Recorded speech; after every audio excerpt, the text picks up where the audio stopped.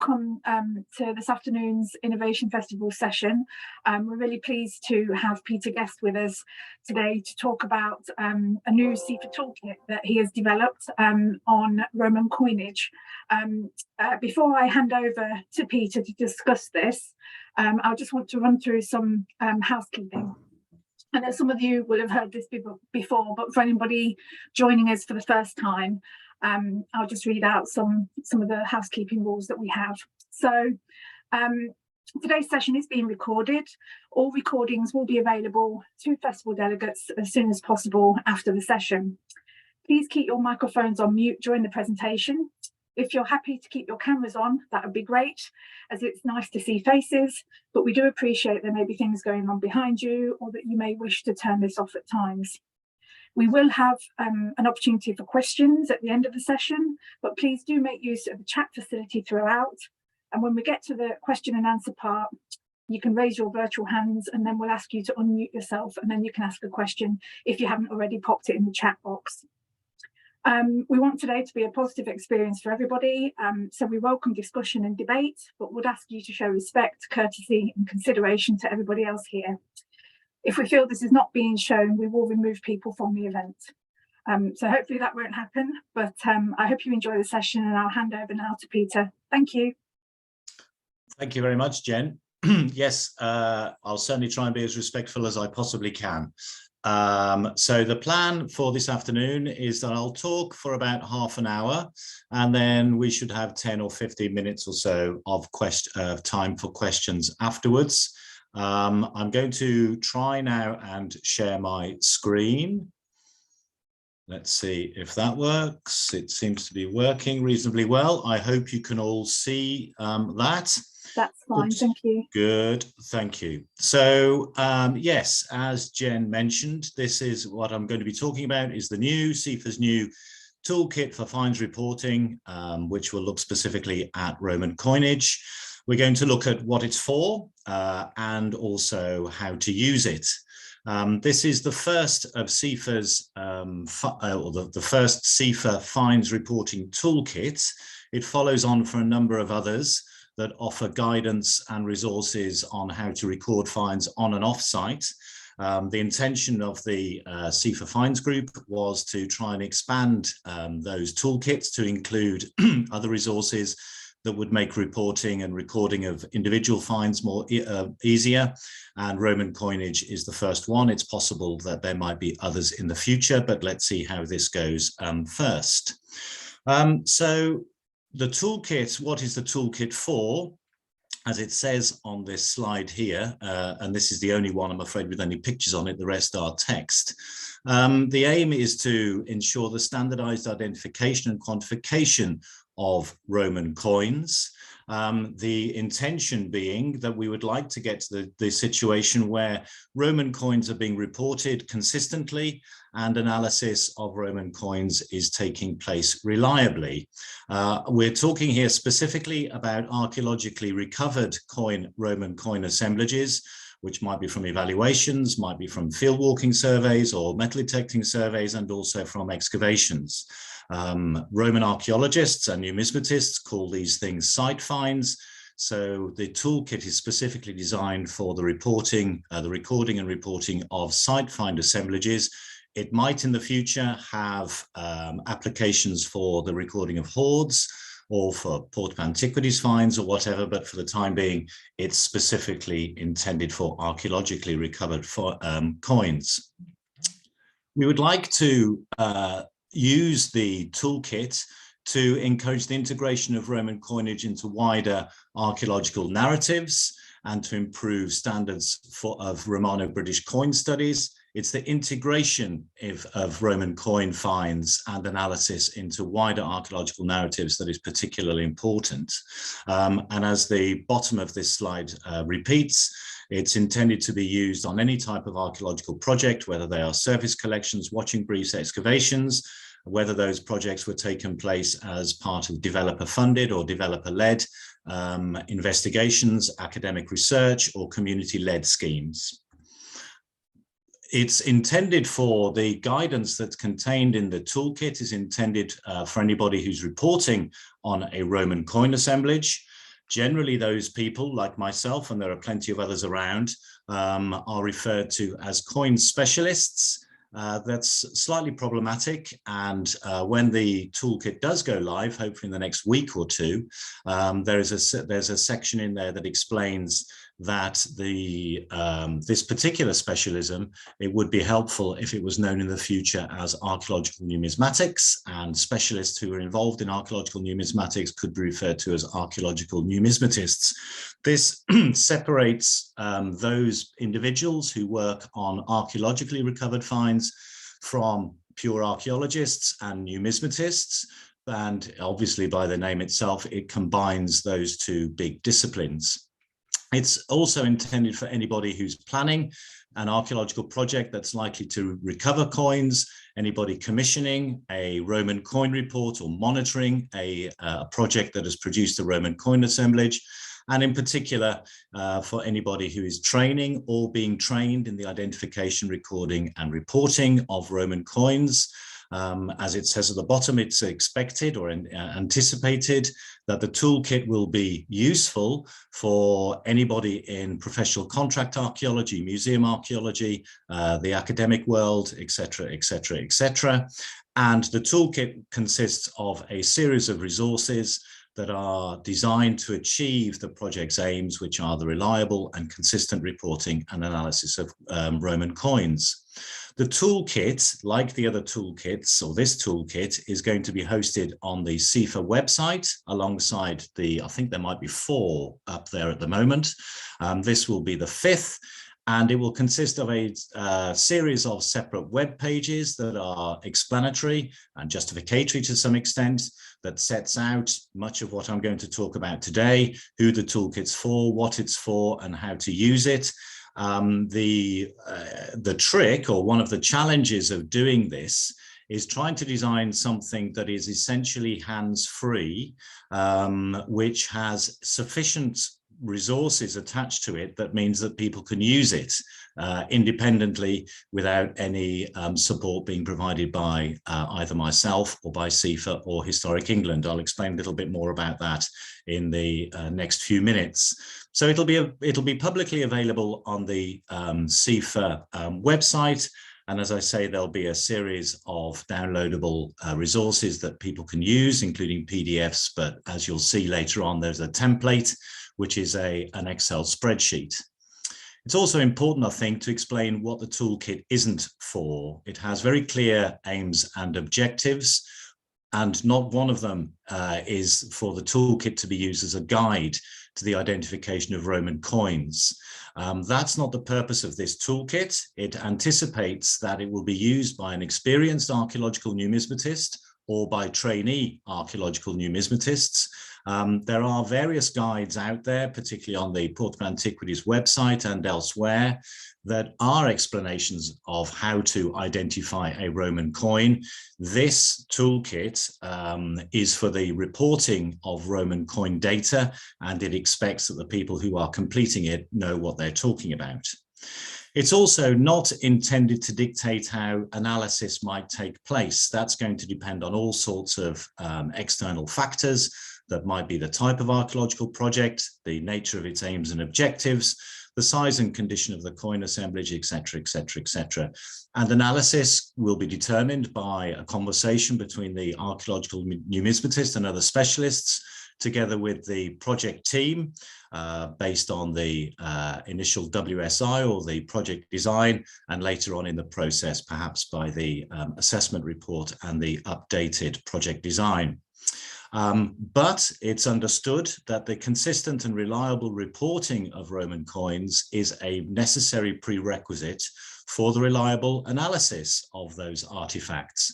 And what we're trying to achieve here is simply a standardized and consistent method of recording Roman coins that allows that data to be used by individual sites or by individual projects, and also then shared among the archaeological community or the historic environment sector to allow further analysis to take place that compares Roman coins from different sites. The toolkit contains various sections. The main part of the toolkit at least contains various sections. a discussion of the project life cycle, or a description of the of an archaeological project's life cycle, how to report on Roman coins, including the template, which I'll come to in a minute, a very brief discussion, including some possible future directions for the analysis and integration of Roman coinage into wider narratives, a short summary describing how digital data that this toolkit produces should be archived, an extensive glossary that explains explains key terms, downloadable resources, and then useful contacts and other resources too.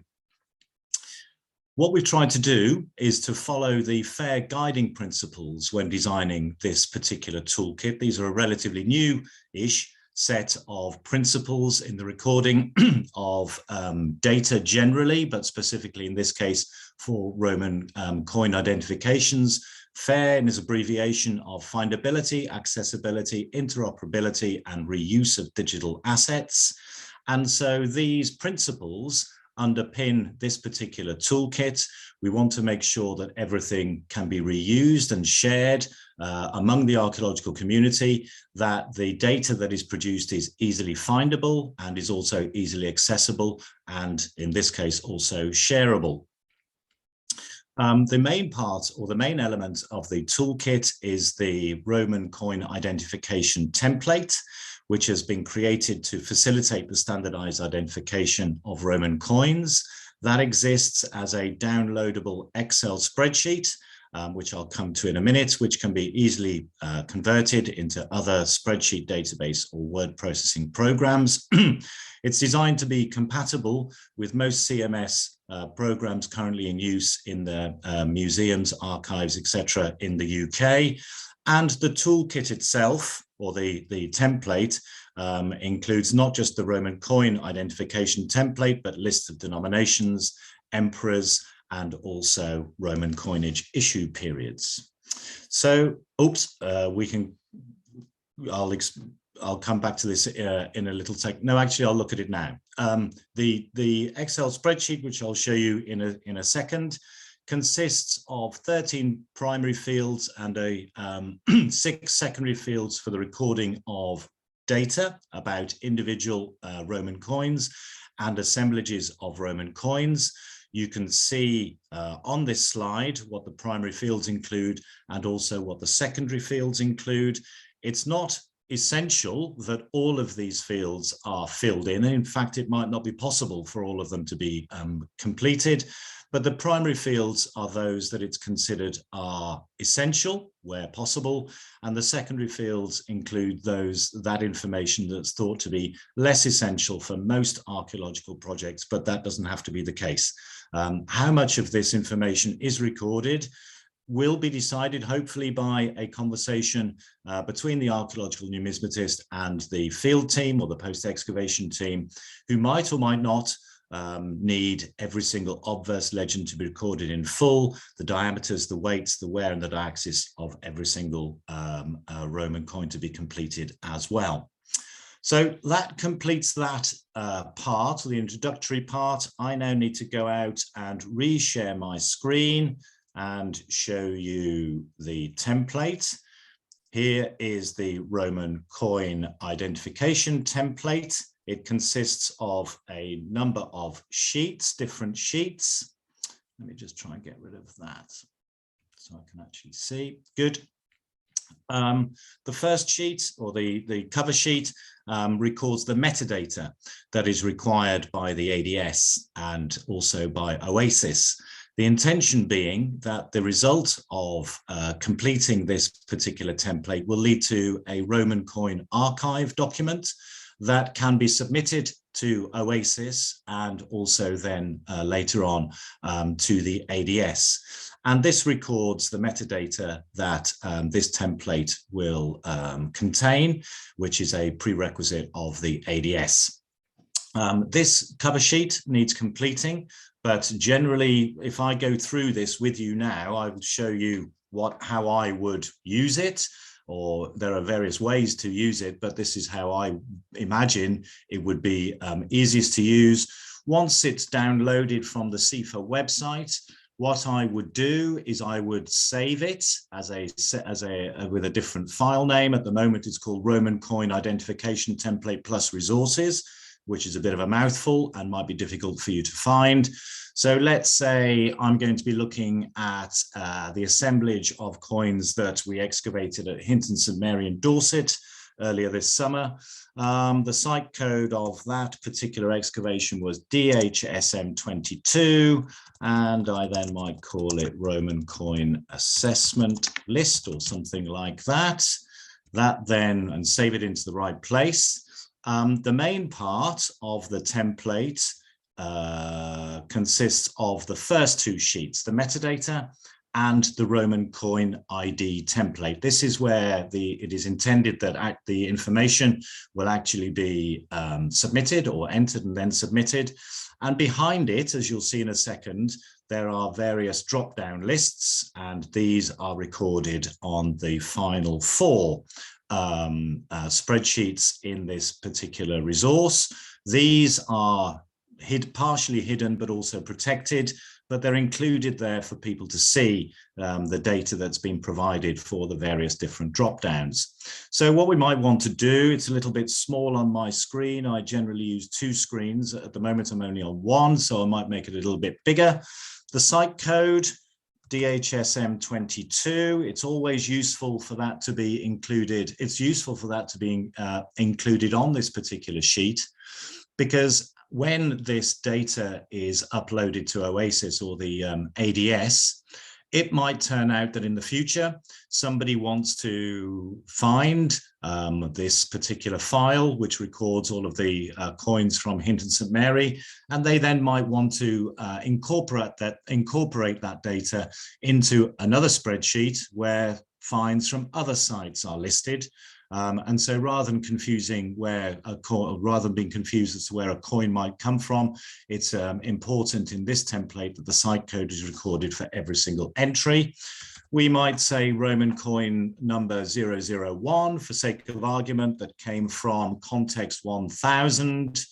The next thing I would do is I would probably try and identify what kind of coin it is that I'm looking at. Let's say in this case, it's a denarius, a nice early Roman silver coin of the 1st, 2nd, or 1st half of the 3rd century. If we go to the emperor issue drop-down list, there are 237 options that are listed here. These are in chronological order. So you can either scroll down, and if our denarius was a denarius of Titus, for example, we enter it like that. And having entered Titus, that then means that the date, that then means that date fields are automatically infilled. So Titus's dates, his imperial dates are 79 to 81. So in this particular column, we have 79 to 81. And because a number of CMS databases and other programs require date from and date to, we've also included that as well. IP stands for issue period. This is a sort of archaeological numismatic thing.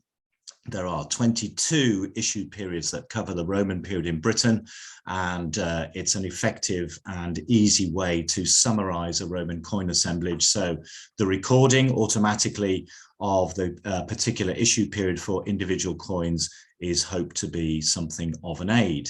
Now, it might be that, for example, the coin of the denarius of Titus that we have, when we come to the reverse side of that particular coin, it might be, this is a free text field.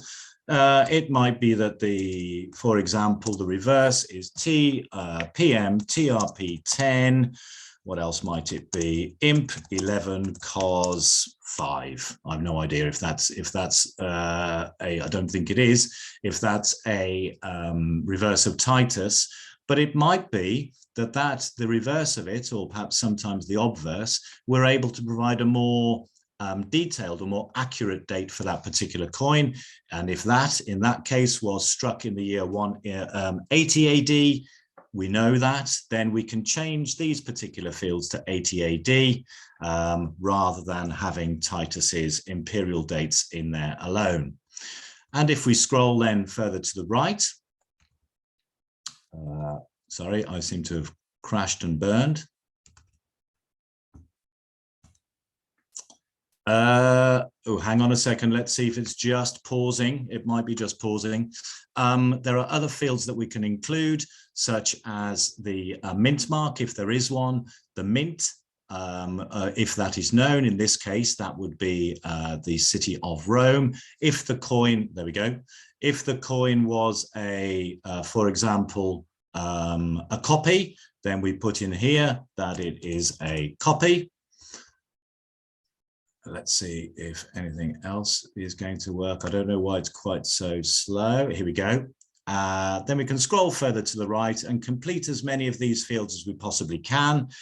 Hopefully, in this case, our denarius of Titus is recorded in Roman imperial coinage, which is abbreviated to RIC. Let's say it's the city of Rome, and it's RIC number 184. That can then be completed. Any remarks that might be necessary can be inserted here. Perhaps it's a very worn coin, or if it's been clipped, or maybe it's pierced in some way, those things can be recorded here. The primary fields, which go from A to O, are highlighted in darker grey. When we head towards P and beyond, fields P and beyond, we come to the secondary fields that are considered non-essential. And this is the place where the archaeological numismatist can, if they so choose, record the full obverse legend, the full reverse legend, the diameter of the coin, its weight, and if necessary, the diaxis. For many archaeologically recovered coins, for those of you who've seen Roman coins that come off site, you will probably be very well aware that most of this information for excavated coins is by and large superfluous. They are often very worn or very corroded. We won't know the full obverse legend of the coin or the reverse legend, and there's very little point in measuring the diameter or taking the weight of highly corroded or very worn coins, in fact. But that's entirely up to the numismatist, and there are some instances where the recording of that data should probably be seen as fairly essential. So, for example, the bronze coins of Claudius, the first Roman emperor in Britain, they were often copied by military units in the first decades of Roman Britain. And in those instances, when we're looking at these special coins, the weights and the diameters are probably worth recording for each and every single one of those, whether the coin is very worn or not. So the decision, we've tried to be as flexible as possible, and the decision as to what to record for each coin is down to the individual archaeological numismatist or coin specialist, as I say, in consultation with the post-excavation teams, because the more data that's recorded, the more time the archaeological numismatist will require, and therefore, presumably, the greater the cost of that part of the post-excavation program. And essentially, once one coin is done, then we move on to the next one and do exactly the same again. DHSM, our next coin might be 002.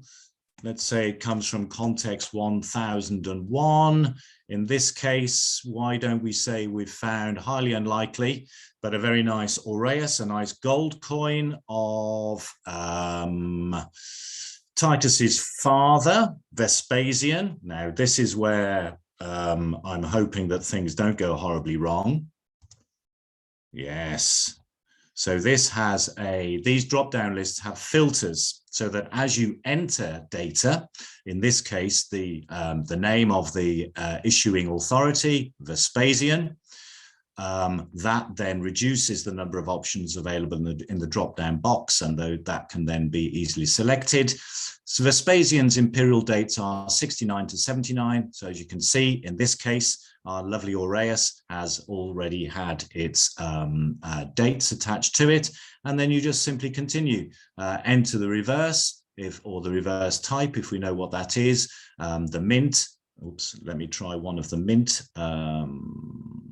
things as well. So that might be Rome, for example. There we are. And let's say this one comes from, where should we have this one coming from? Let's say it's impossible. It doesn't always work, but it comes from the city of Trier.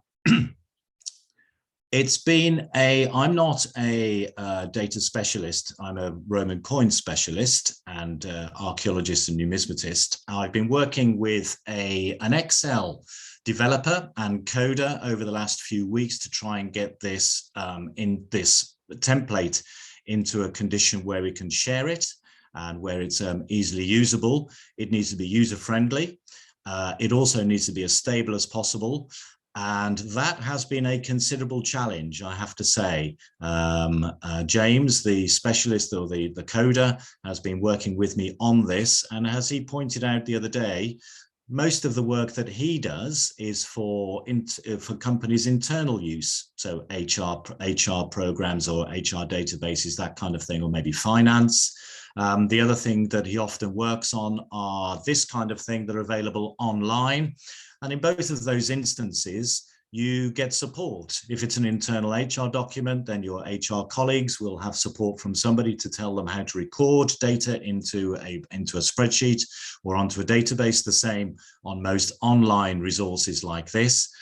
The challenge for us is that the only support that will be provided is going to be on the website, which hopefully will be comprehensive and extensive and will answer every single question.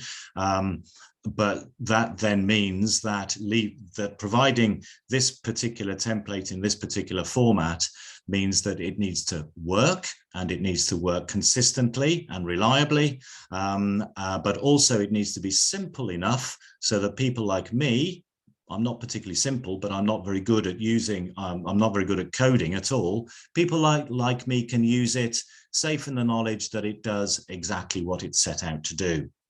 So in this case, we've got a very unusual, very small, highly unusual Roman coin assemblage, 1 aureus of Vespasian, 1 denarius of Titus.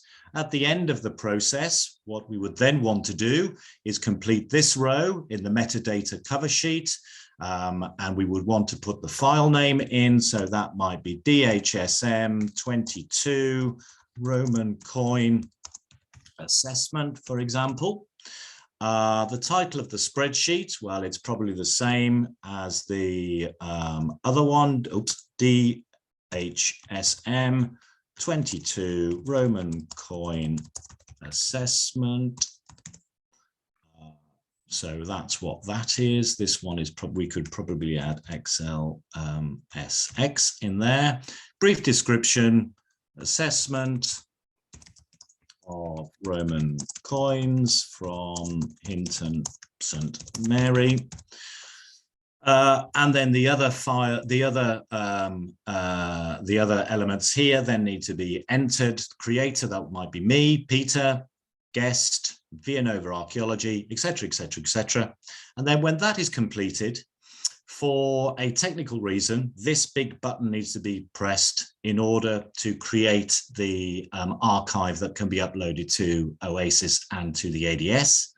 And the reason for that is that this file is an XLSM Excel file, and that means it has macros in it. Or it has embedded macros in it, and it's the macros allow the selection of from these drop-down lists that we've talked about before.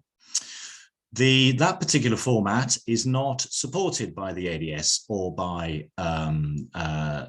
OASIS. So we have to convert that data into a bog standard XLXS file. And the easiest way to do that is simply to click this button, boing, which if I then go into my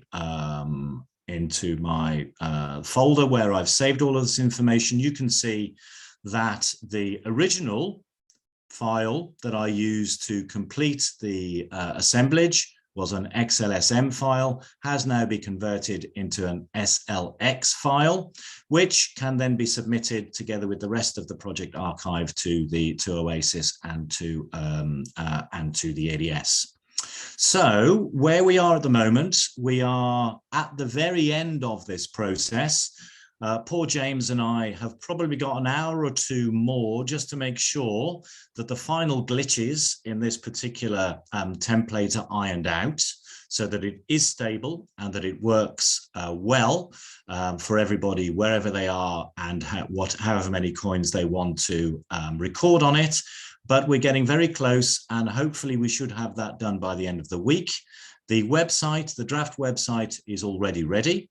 So as soon as this is completed and submitted to the web designer, we're hoping that the entire Toolkit website, including these resources, will go live, can be launched within the next fortnight.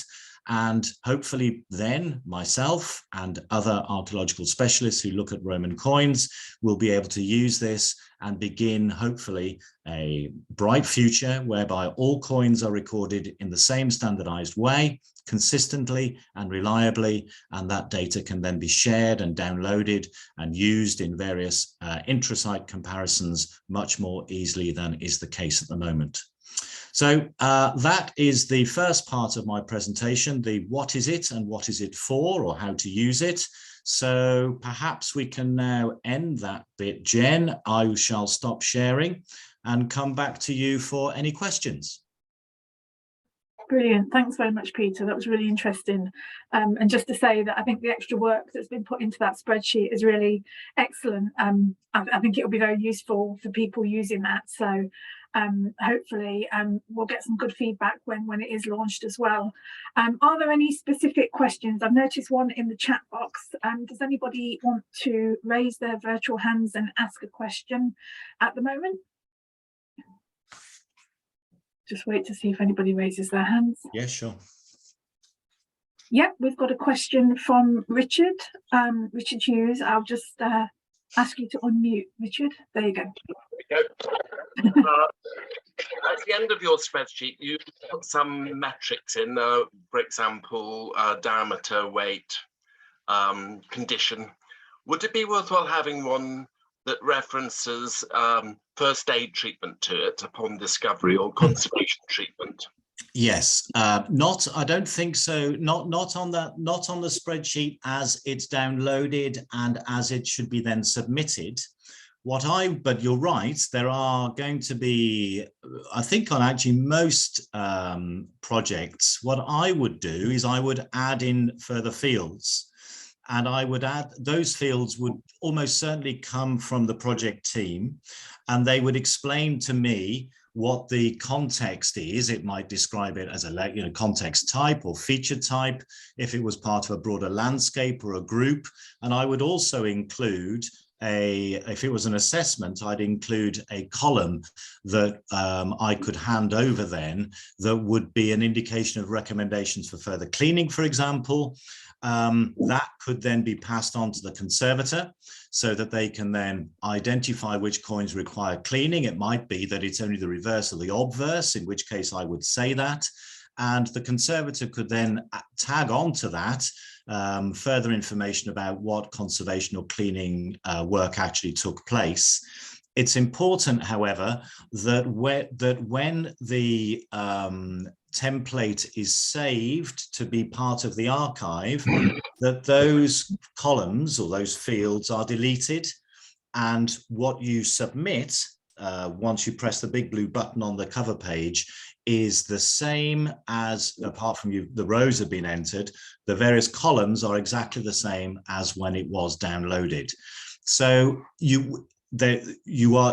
everybody else is perfectly free to add as many extra columns as you would like at the end for additional information. The descriptive or the explanatory text does say that's absolutely fine, and of course you're welcome to do that, and it's entirely up to you how many fields you might include, but do make sure that when you're ready to export the data, that is stripped out of this particular archive, because otherwise it messes up the potential for the template to then be used by others in future to compare different assemblages with one another.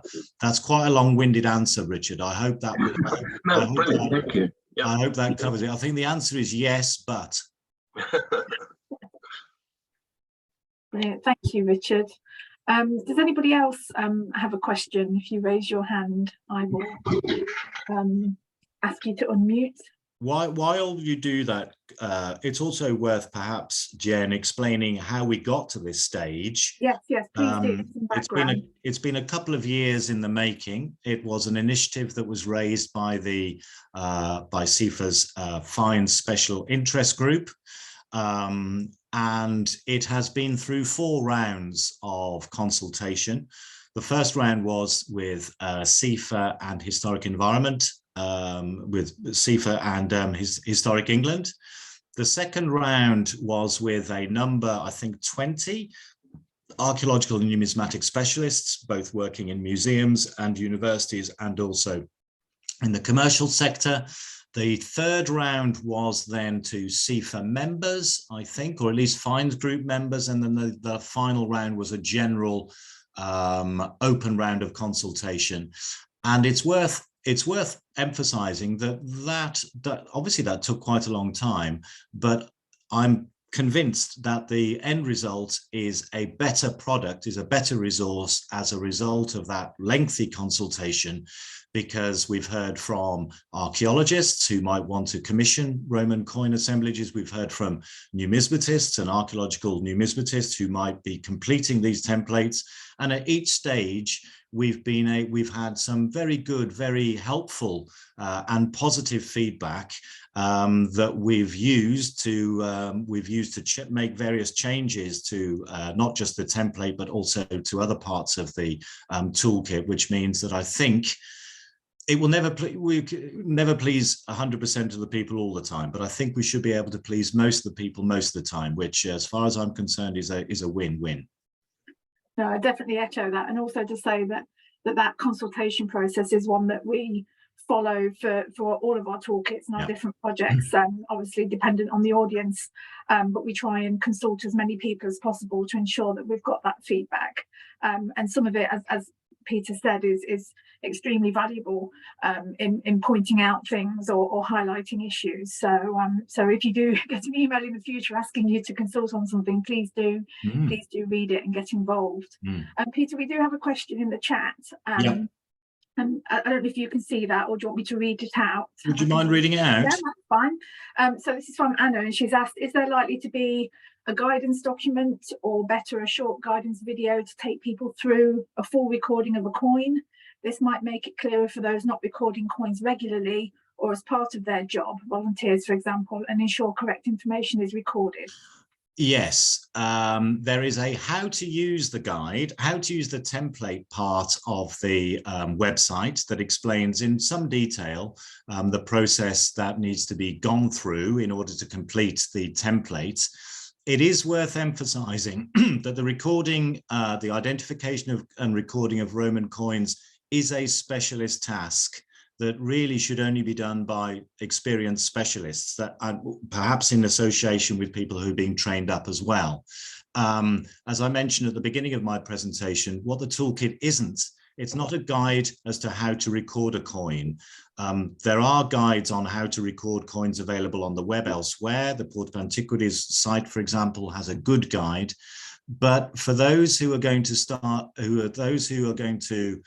record a Roman coin assemblage, there's a level of prior knowledge that's required. So to answer Anna's question, I mean, we could think about doing something like that. We're also talking to CIfA about organizing a couple of training events. But my advice to Anna, I think, would be for her to contact an archaeological numismatist or a museum and ask for their advice on how to record Roman coins, and to see if there might be a specialist out there who could help either guide your colleagues through the process, or work with them to make sure that, or check the template at the end to make sure everything is as it should be. It's one of those difficulties, isn't it? It's a little bit, you know, when I excavate at Hinton St Mary, for example, we produce a lot of animal bone and we produce a lot of pottery and a lot of small finds. And I can have a go at, you know, whether it's a piece of BB something, black burnished ware, or if it's a whatever else it might be. But I send my bones to an animal bone specialist. I send my pottery to a Roman pottery specialist.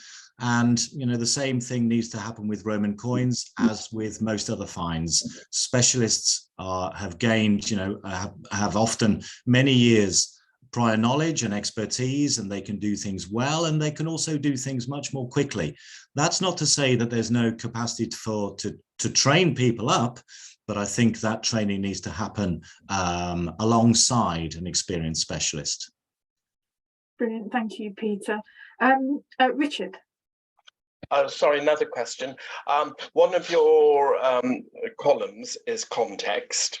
Do you have a hyperlink in that so that it can be exported into, say, a Harris matrix or into files that record all the materials gained from that context? No, I don't. And I would normally actually expect, what I would generally expect to receive at the start of the process would be a context database or a context spreadsheet from the post-excavation team. That would indicate which coins came from which context. So it's at that level, which is higher than the one above, the Roman coinage template. I would expect it's at that level, the site level, that you might have the kind of hyperlinks that you're talking about. But that might be something that the individual project can do. At the moment, there's no capacity for hyperlinks in any of those sections. Okay, thank you. Thank you, Richard. Any other questions? We're coming to the end of our time now. Please do raise your hand. I'll just check the chat box. I don't think we've got anything else in there. And just to say again, thank you very much to Peter for undertaking this piece of work for us, because it is I've seen the draft, it's a fantastic toolkit. We're really excited about launching it and having it as part of our finds reporting toolkit series, with the plan being, and I think Peter mentioned this earlier, that hopefully we'll have more to add to that series of reporting toolkits. So hopefully this will be the first of many on different topics and different find types. So if there's no more questions, Peter, did you have any final things you wanted to say other than watch this space and we'll be launching it soon? No, I don't think so. No, I think that's it. Well, I think we've covered everything. I suppose the parting shot would be to emphasize the fact again that this is supposed to be a guide and a helpful and useful resource, and we will be reviewing it after a period of time. And if there are improvements that people would like to see made, then please send those in. Improvements that might make it more user-friendly or more obvious, or whatever it might be, or additional fields or something like that. This is a work in progress, and you know, we're determined to make sure that whatever the final result is, it's as good as it can be, and it does everything that it's supposed to. So if you encounter problems with it, contact me. I'll be very happy to help if I possibly can. Or when somebody like Jen then does send around a message asking for feedback after as part of the review, then please do submit submit something, and that includes, if it works and you like it, please say that. Yes, definitely. Feedback of all types as well, because often we'll get feedback to say something's not quite right or something, but it's always great to actually hear feedback where it's being used and it's being, you know, helpful. And often, because it is working, we don't often get that feedback. So it's really great to have that, and maybe we'll send some surveys around or something at some point, and maybe follow it up through our registered organisation inspections to see who's using it, and just to get that feedback, not just for this toolkit but for all others as well, because we kind of hear on the grapevine that they're being used and they're useful, but it is great to get that specific feedback as well, so that we can improve future toolkits or improve the ones that are being highlighted. So brilliant. Well, thank you again, Peter. We look forward to seeing the launch of that toolkit, and let's say watch this space. Hopefully that will be in the next week or two, just as we've made those final tweaks. But thank you very much for joining us this afternoon, and we have our last session of the day coming up next, so that's at 3:15. So hopefully some of you will be joining us for that as well. That's about the launch of the Historic England Open Data Hub with Martin Newman and David Thames. Anyway, thank you very much, and we'll see you later. Thank you very much, everybody. Bye.